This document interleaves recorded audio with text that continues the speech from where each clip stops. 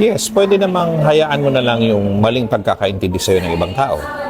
Hayaan mong husgahan kanila, hayaan mong kondenahin kanila. Kahit ano pa man yung isipin nila sa'yo, ang importante, mas kilala mo yung sarili mo.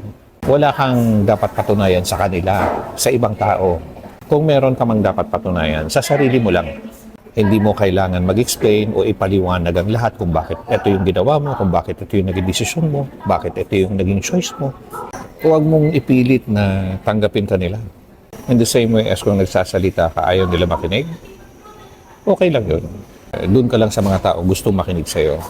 Hindi lahat ng tao maiintindihan tayo o matatanggap tayo. At sa puntong yun, hindi ikaw yung problema.